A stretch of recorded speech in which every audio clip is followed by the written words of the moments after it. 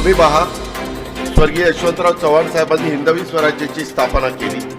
त्या काळामध्ये देखील त्यांनी 18 पगड जाती 12 बलुतेदारांना बरोबर घेऊन हिंदवी स्वराज्याची स्थापना केली। रयतेचं राज्य, त्या सगळ्या जाती धर्माचे लोक होते, कधी भेदभाव नव्हता। आज परतूरचं उदाहरण घ्या, इथं मोठ्या प्रमाणावर माझा अल्पसंख्याक समाज आहे। मगाशी नितीनने बोलत असताना सांगितलं, इथं वेगवेगळ्या समाजाला प्रतिनिधित्व देण्याचा प्रयत्न सुरेश जेटली यांच्या नेतृत्वाखाली राष्ट्रवादी काँग्रेस पक्षाने त्या बाबतीमध्ये केलेला आहे। लोक आमच्याशी जुळले गेलेले, आम्ही जमिनीवर पाय ठेवून चालणारी लोक आहोत, आम्ही भेदभाव करणारी लोक नाहीये। आणि म्हणून परतूरकरांनो, मला आपल्याला सगळ्यांना सांगायचे,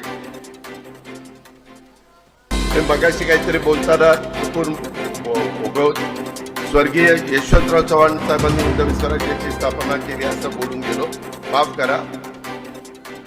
छत्रपती शिवाजी महाराजांनी हिंदवी स्वराज्याची स्थापना केली आणि त्या हिंदवी स्वराज्याची स्थापना झाल्यानंतर त्यांनी त्या काळामध्ये ज्या पद्धतीनं राज्यकारभार केला, सर्वांना बरोबर घेऊन गेले।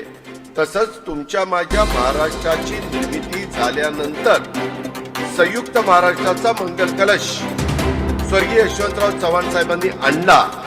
त्यावेळेस त्यांनी पण सांगितलं की मी महाराजांच्या रस्त्याने पुढे जाणार आहे आणि ह्या महाराष्ट्राला एक सर्वांगीण विकासाच्या बाबतीमध्ये अग्रेसर राज्य म्हणून देशामध्ये बनवणार आहे। आणि ते चव्हाण साहेबांनी देशाच्या उपपंतप्रधान पदापर्यंत त्यांनी मजल मारली।